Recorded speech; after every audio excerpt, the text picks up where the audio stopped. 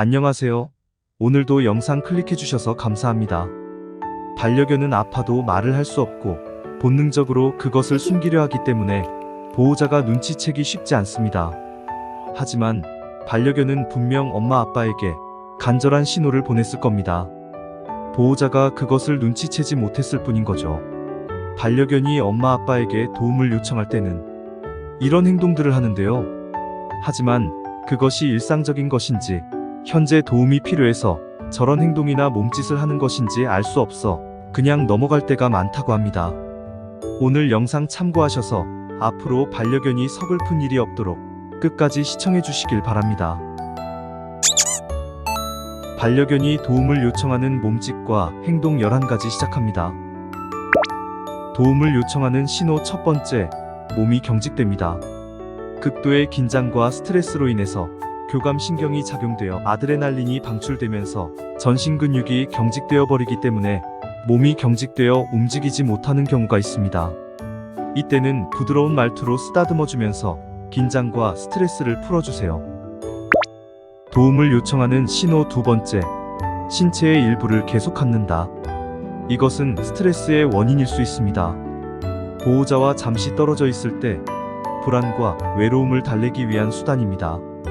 또한 문제 행동을 일으켜버리는 분리불안증을 앓고 있는 반려견에게도 많이 볼 수 있는 행동입니다. 이 경우는 보호자에게 놀아달라, 같이 있자라고 요구하고 있는 행동이지만 피부 손상이 있을 수 있으니 우선은 그만두게 하는 것이 우선입니다. 도움을 요청하는 신호 세 번째, 자신의 털을 잘라냅니다. 이런 행동은 장모중에서 볼 수 있는 불안할 때 보이는 행동입니다. 가위로 잘라낸 것 마냥 자신의 이빨로 물어뜯는 행동을 보입니다. 강아지의 입이 쉽게 닿을 수 있는 옆구리나 배 부분에 털이 가위로 잘려있는 것처럼 듬성듬성 보인다면 평소 행동을 관찰해보세요. 도움을 요청하는 신호 네 번째, 눈앞에서 하품을 합니다. 당연히 반려견이 졸릴 때 하품을 하지만 때로는 다른 의미로도 하품을 하기도 합니다. 스트레스를 느꼈을 때도 하품을 하기도 하는데요. 모르는 사람이 있다거나 꾸중을 듣는 경우 이제 그만해요라는 신호입니다. 그리고 한가해 보이는 보호자에게 놀아달라는 신호로 하품을 하기도 합니다. 도움을 요청하는 신호 다섯 번째, 몸을 긁습니다. 가려울 때만 몸을 긁는 것이 아니라 스트레스를 받아도 몸을 긁기도 합니다.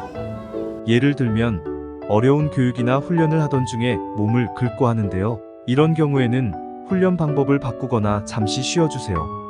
만약 필요 이상으로 반려견이 몸을 긁는다면 피부 질환으로 의심이 되니 확인이 필요합니다. 도움을 요청하는 신호 여섯 번째, 구토를 합니다. 반려견의 구토는 크게 두 가지 이유가 있습니다. 먼저 반려견을 적당한 운동을 안 시켜주거나 환경에 불만이 있는 등 여러 가지 이유로 스트레스가 쌓인 것입니다. 단지 외로운 것에 가벼운 느낌이 아니라 불만이 있는 것이니 일찌감치 대응해주세요.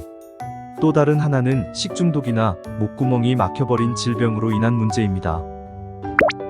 도움을 요청하는 신호 일곱 번째, 집요하게 뒤를 따라옵니다. 반려견이 뭔가 불안을 느끼고 있으며 안심할 수 있는 보호자 옆에 있고 싶다라는 생각에서 이런 행동을 하게 되기도 합니다. 이 불안이라고 하는 것은 예를 들면 외부에서 공사 소리로 인해 불안을 느끼거나 또는 자신의 신체에 위화감을 느끼고 불안함을 느끼는 경우에 이런 행동을 할 수 있습니다. 도움을 요청하는 신호 여덟 번째, 달려와서 뒤에 숨습니다. 산책 중에 갑자기 보호자의 뒤에 숨는 행동을 취한 적이 있었나요? 무언가에 두려움을 느끼고 무서워서 지켜달라고 도움을 요청하는 것이며 가장 큰 이유는 다른 편에 자신보다 덩치가 큰 반려견이 있어서 겁이 난 경우입니다. 또한 산책 중에 무섭게 생각했던 장소를 지나거나 트라우마가 있던 장소를 지나는 경우입니다. 도움을 요청하는 신호 아홉 번째, 집에서도 어딘가에 숨으려 합니다. 보호자가 집에 오면 언제나 달려와서 반겨주던 녀석이 어느 순간부터 모습을 보이지 않을 때가 있을 텐데요. 반려견은 본능적으로 자신의 약점을 숨기려 하기 때문에 자신의 아픔이나 고통을 보이려 하지 않으려고 침대 밑이나 테이블 아래 등 자신의 모습을 보이려 하지 않습니다. 이럴 경우에도 몸이 스트레스가 있거나 건강 상태가 좋지 않을 가능성이 있습니다. 도움을 요청하는 신호 10번째, 발바닥에 땀이 납니다.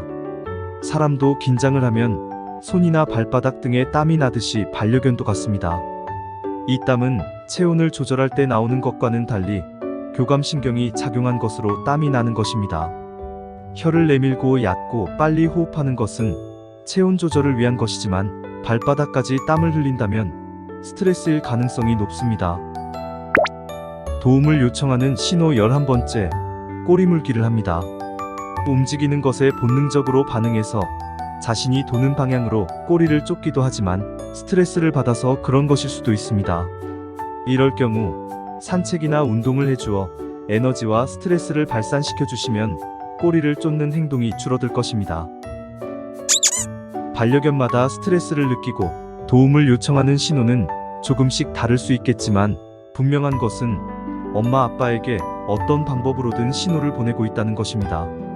아이들이 보호자에게 도움을 구한다는 것은 그만큼 보호자를 신뢰하고 있다는 증거이기도 합니다만 엄마 아빠가 마음을 몰라줄 때 반려견도 더 힘들 겁니다.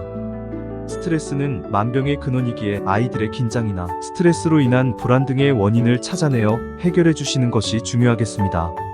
오늘 영상이 도움이 되셨다면 구독과 좋아요, 알림 설정까지 부탁드립니다. 오늘도 끝까지 시청해 주셔서 진심으로 감사드립니다.